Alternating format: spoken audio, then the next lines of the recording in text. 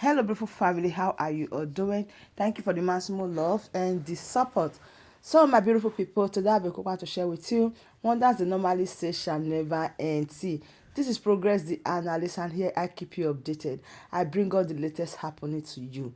So, without not wasting much of your time, let us dive into the reason why we are here. Today, I'm taking you to the Ambazonia. Now, let us get some updates about Dr. Sho Ayaba. Now, listen to this information, and I'll be right back. Fellow countrymen and women, good evening in Donga, good evening in Teke, good evening in Europe, good afternoon, good morning, wherever you find yourself on the globe. I am your humble servant, Dr. Julius Nyi, the Vice President of the Ambazonian Governing Council. I extend warm salutations to all the Ambazonian activists, journalists, leaders, incarcerated in the dungeons of La Republique and other parts of the world. I salute your bravery to stand for your people, to agree to sacrifice for your people. I salute your non-compromising stance towards the freedom of Ambazonia and its people. I salute the internally displaced, our refugees in all the different, as well as in Cameroon itself. The days that you would come back home are drawing closer. The enemy, La République du Cameroon, thought that by displacing you from your homes, by incarcerating you, you were going to succumb to their caprices. I also salute 21 gun salute to all the brave fighters, the Ambazonian Defense Forces and sister forces. I salute all of you manning the post, the civilians who observed the usual Monday ghost towns yesterday as a sign of defiance against Cameroon's illegal occupation and France's colonial rule over Ambazonia. I also pay homage to those whose blood has littered the streets of Ambazonia through Cameroon's brutality, through Cameroon's maiming, burning. I assure you that the cause for which you died will be pursued to its conclusive end. I also salute all the different contributors, the well-wishers, and those working day in, day out in the different movements, in the diaspora, on the ground, in order to make sure that your forces have the required resources, to make sure that your diplomatic team has the means, to make sure that your community mobilization initiatives are continuously pursued. Today, I come to you to touch on 3 points. Other points would be stressed upon during my daily briefings. First, I wish to acknowledge the fact that a Cameroonian delegation and a Norwegian delegation have met your leader, Dr. Cho Lucas Ayaba, in Oslo prison in order to negotiate the end of Cameroon rules in Ambazonia. This is after 8 months of incarceration under flimsy excuses by the Norwegian government. Ambazonian people, fellow comrades, this is not new. When Cameroon and France and the United Kingdom and Canada devised a scheme to decapitulate the leadership in the diaspora, we knew what they were heading to. We knew what they were heading for. We knew what they were going to do. When they also decided to decapitulate the leadership on the ground, we knew their playbook. Because from history, we have seen how the French decapitulated the nationalist movement prior to independence of Cameroon and handed over power to enablers and traitors like Ahidjo and Biya. In the same scheme of decapitulating the leadership, when the teachers and lawyers rose in 2016 in this last phase of our revolution, Cameroon arrested the leaders of the consortium, jailed them in the hope to decapitulate and crumble the resistance. In 2019, they arrested and renditioned Siseko Ayub Tabe, because to them they thought if you decapitulate the leadership, you're going to crumble the resistance. They also organized with their partners to arrest Dr. Cholukas Ayaba on flimsy charges. After 8 months, neither the Norwegians, nor Cameroon, nor France is able to provide evidence on the charges. Cameroon has wrapped its tail and organized the Norwegians to go visit Dr. Cho in prison. I can now confirm to you that they have indicated their readiness to negotiate with him their end of terror in Ambazonia. It is also in this guise for the different Ambazonian movements and personalities and so-called leaders posturing for position, organizing conferences left and right, because the signs of negotiations are up in the air. I can assure you that your leader, Dr. Cholukas Ayaba, has put down conditions for Cameroon to meet before any negotiations can take place. One, any future negotiations with Ambazonia will have as foundation the agreements reached at in Canada in 2022. That is the minimum basis of any negotiation, because Cameroon cannot simply agree today, walk away tomorrow, come back the day after, agree and negate on its obligations. Dr. Cholukas Ayaba has also told Cameroon that the Ambazonian Governing Council is ready to negotiate, but Cameroon must also make a public declaration either through its Prime Minister's office or through the Presidency of the Republic that they are engaging in negotiations with the Ambazonian people.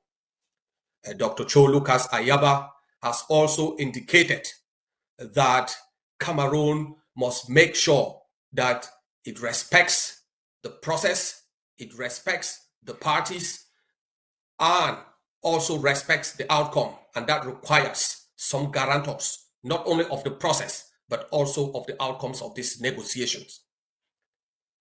Fellow Ambazonians, Ambazonia would negotiate as a team. The Ambazonian Governing Council had put in place a framework for negotiations.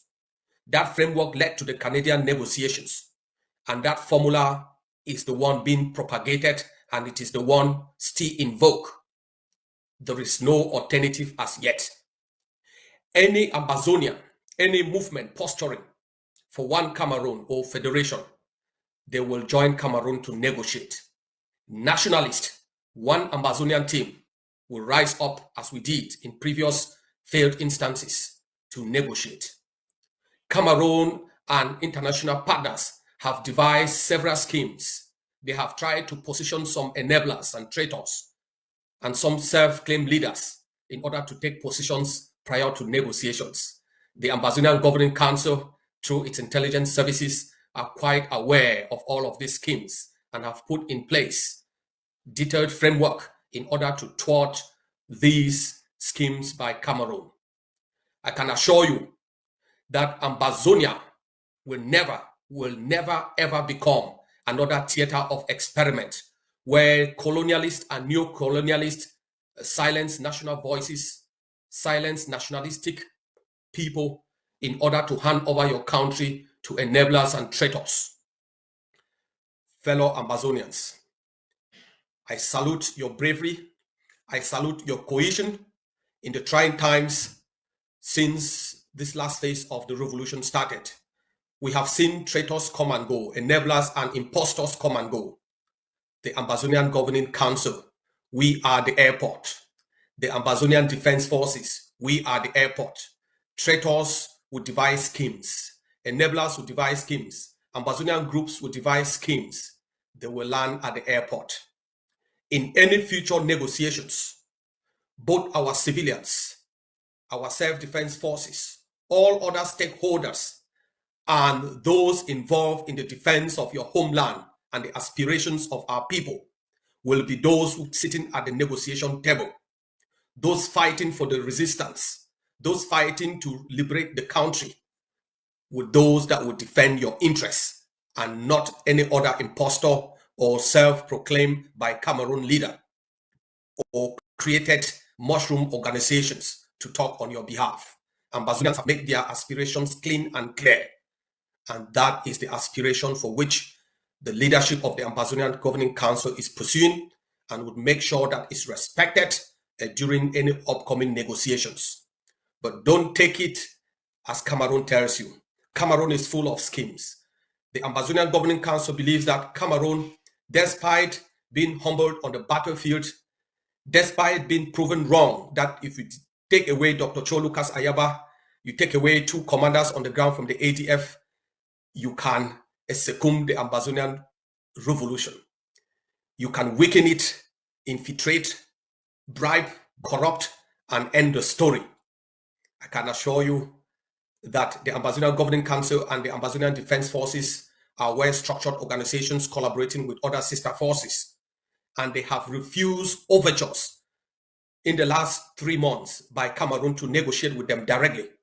I salute you for that cohesion, for that respect of the very institutions we've put in place in order to fight and eliminate the presence of Cameroon in all guises in Ambazonia. Fellow countrymen and women, Cameroon has not stopped at that. In a classic tale of deception, Cameroon put out a statement that the Ambazonian Governing Council has endorsed the Camto campaign. I hereby categorically deny and point you to those manipulations of Cameroon. The Ambazonian Governing Council will never ever endorse any political party in La République de Cameroon, let alone endorse any person running for election, whether local or ministerial elections or senatorial elections or parliamentary elections in Cameroon. So the idea that the Ambazonian Governing Council has endorsed a candidate for presidential elections is a non-starter. In short, colonial elections and all elections are banned in Ambazonia during this resistance phase. After the resistance phase, a transition authority will be put in place that will establish democratic principles upon which elections will take place. And as such, any person directly or indirectly promoting, participating, and conducting elections in Ambazonia is considered as a traitor. There will be no elections in Ambazonia. There will be nobody voting in Ambazonia. Ambazonia will not endorse any candidate for any type of election in Ambazonia, outside of Ambazonia, during this phase of our resistance. And as such, those of you clamoring, just as mushroom movements in Ambazonia clamor for the Ambazonian Governing Council endorsement, I have bad news for you. We don't care about elections. We care about the freedom of our people first, to end the suffering. We care about the dignity of the Ambazonian people. Fellow countrymen and women, last month on the 4th of April, Congressman Jamie Raskin of Maryland, a congressional district, with 9 other congressmen and women, sent a letter to President Donald J. Trump requesting that he can extend the temporary protection order for Cameroonians and Ambazonians living in the US. It has been our position, and we've made it clear through our lobbies and our connections within the US, that while such letters and such positions are welcome, they only address the symptoms of the conflict between Cameroon and Ambazonia. We also made it clear that the congressmen and women who signed the document should go further in order to request that Donald Trump put more pressure for a negotiated settlement of the crisis, and also that that letter was contrary to the principles and the policy of Donald Trump to resolve all conflicts around the world and bring peace to those areas. And as such, we request that extending TPS is tantamount to inviting more people into the United States, because it gives a clear signal that the US government is not so much interested in resolving the root causes of the conflict, but in appeasing tyrants and addressing the symptoms. And as such, we think it is imperative, and we are pursuing that vigorously through our diplomatic outreach, that the root causes of the conflict between Ambazonia and Cameroon are resolved rather than addressing the symptoms. which include people entering the United States illegally. Fellow countrymen and women, Ground Zero has made their voice heard. Over the last 8 months since Dr. Cho was arrested, Cameroon has pushed in vain the narrative of return to normalcy. They have also tried, as usual, to create the divide and rule between the Atlantic and the Savannah states. And they started pushing the narrative that the resistance is a Savannah state issue. I congratulate the Ambazonian Defense Forces and other sister forces within the Atlantic states that in the last 2 weeks have reinvigorated the resistance in the Atlantic states. Mind you, when this resistance started in 2016, Manu was the bedrock of the resistance. Manu is in the Atlantic states. This final phase of our revolution will end in the Atlantic states. This is a message of intent to Cameroon. I know your forces are deflated, your forces are in dissent mood, and they are unwilling to fight. We must keep the momentum as it is. The War Council has informed all the forces on the ground in order to keep the momentum and to alert them to the fact that this is the calm before the storm. All the indicators are showing a collapsing Cameroon, and the strategies for a total takeover have been well rehearsed by the War Council in collaboration with all the defense forces, ADF and sister forces. And at the appropriate time, we will storm Cameroon out of Ambazonia. Stay the course. Why Dr. Cho would engage in the negotiations, I am engaged to make sure that the resistance, ungovernability, increasing economic cost, diplomatic isolation continues for Cameroon. The days that you would sing hallelujah, hail this land of glory are coming near. Cameroon is on the back foot. If it took 20 years for the Taliban to kick out the most powerful army in the world, the United States, it's going to take us less time to kick out a tattered force known as the Bill that we have humbled in Ambazonia. It will take us less time to humble Cameroon. Over the last 8 years, we have tried and tested Cameroon. We know all their weak points. We know their strength. And when this calm is over, whether it's 6 months, 9 months, a year or so, we can't tell. But once the stars are perfectly aligned and Cameroon is on the verge of crumble, we will pounce. Fellow countrymen and women, 20th May is exactly in a week's time, and the forces on the ground through the War Council have announced the lockdown on the 20th. And as such, I call upon every Ambazonian on the territory to respect Ghost Town on the 20th of May, to also respect Ghost Town on the 19th. So next week, there will be 2 days of no movement within the territory of Ambazonia. We salute you for your bravery. We salute you for every country Sunday. We salute you for all the lockdowns. And we are also giving you some future pronostics in regards to lockdowns, that there might be extended lockdowns in the near future in order to coincide with specific events. In the appropriate time, the forces and the War Council would indicate when those lockdowns will take place. I thank you for supporting the Ambazonian Governing Council. I thank you for supporting other movements, especially the nationalist movements that have stood their ground, even though we might differ on policy, we might differ on strategy, but as long as we are pursuing the same goal, we are on the same boat. A specific collaboration team has been established within the Ambazonian Governing Council, and they've reached out to all nationalist movements, and they are exploring and working on different areas of collaboration. This will culminate in the formation of a one Ambazonian negotiation team. This will culminate in the formation of a transition authority that will look into issues concerning governance, economic, social, and politics in Ambazonia. And as such, I call on you all to support these initiatives. I call on you all to be the vanguard and make sure that any movement or any person that hopes to derail by infiltrating these platforms are fished out, as we've done in the past. I trust in the Ambazonian people that you can fool them once, but you can't fool them twice, never mind thrice. Hail, hail, this land of glory. So, my beautiful family, that brings us to the end of this update. Do well to like the video, share, and subscribe. I still remain your one and only Progress the Analyst, as I will keep updating you on all the latest happening. Thank you so much, and bye for now.